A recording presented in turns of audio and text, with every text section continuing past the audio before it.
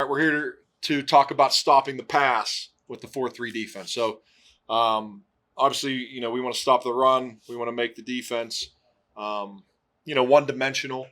So you got to assume that if you're going to do that, then you got to be able to play the pass and have answers there.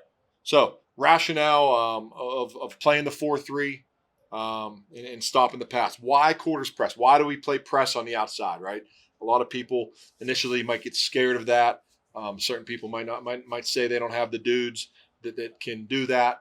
But we've had success over the years with really good cornerbacks, really high level cornerbacks, and we've had a lot of success with kids that weren't so talented, but were really good technicians. So I think you could do it with both types of kids. Two high schemes are not passive in nature by any means. Again, we want to be aggressive. The schemes themselves mesh with the reactionary nature of defensive football. We got to adjust. They're going to present us with different looks, different formations, motions, shifts. So we got to be able to react to that. Staying balanced and adaptive, flexible and structured. These are the keys to being successful on defense, in my opinion. So why press? Number one, it takes away the oxygen plays and the quick game. Offenses today, what's an oxygen play? It's a play that they can call on 1st and 10. This is why they throw the ball on 1st and 10, because they can get an easy 5 yards. Oxygen, they have space.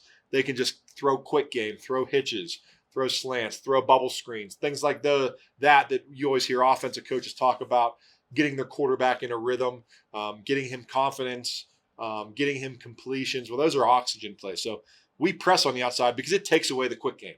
We even had a hitch thrown at us on the outside in the past 5 years. Just doesn't happen because we're a press team. So it doesn't happen. So that immediately negates about 75% of the routes they can run. So we like that.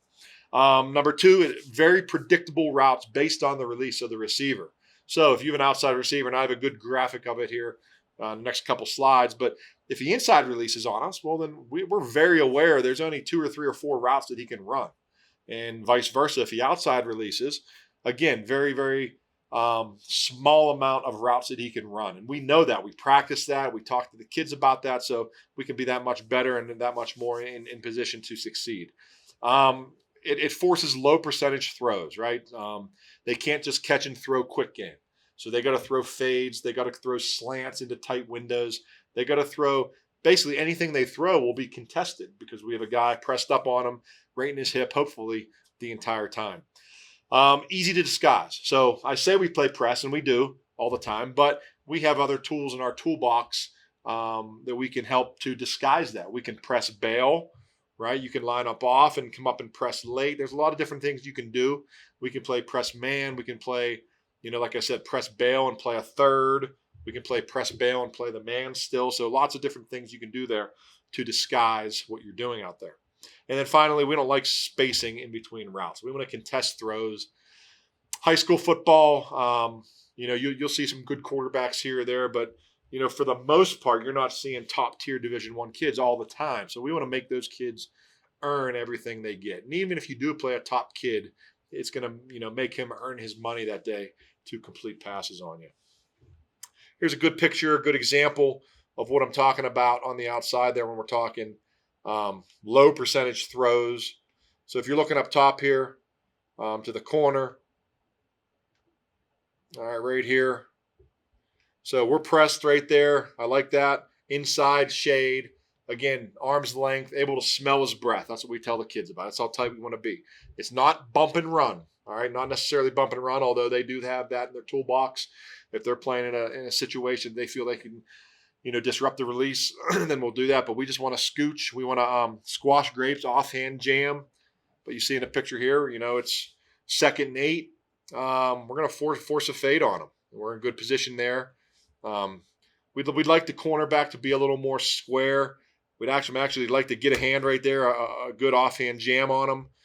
He actually opens up the gate a little too much. But nonetheless, even with some of those technical errors, we're still in great position. And then we finish through the hands, finish through the ball at the end of the play. So again, 2nd and 10 versus us being off coverage, quarterback being able to throw a quick hitch out there, and now it's 3rd and 2. But in our situation, it's 3rd and 8, and I like that a lot better.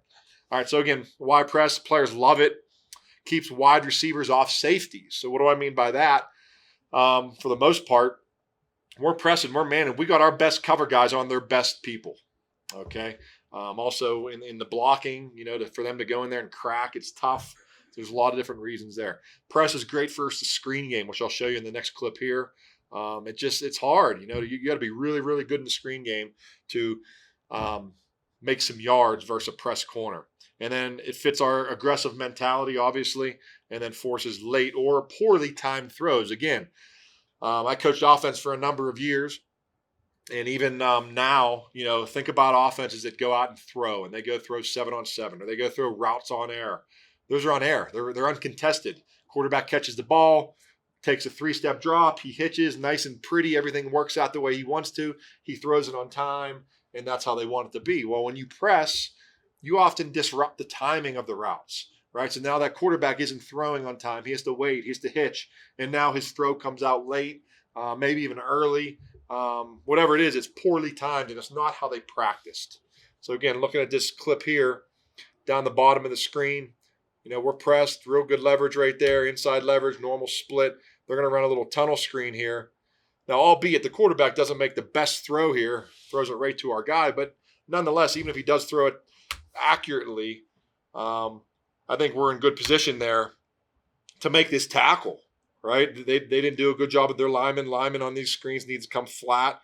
They have no chance. But nonetheless, we get the pick and we end up scoring on this. But again, point is, it's tough to do. They got to be perfect. Right there, this lineman would have to come out nice and flat to pick us off, and that just takes practice. And again, it deters. We don't see many screens just because of this exact reason.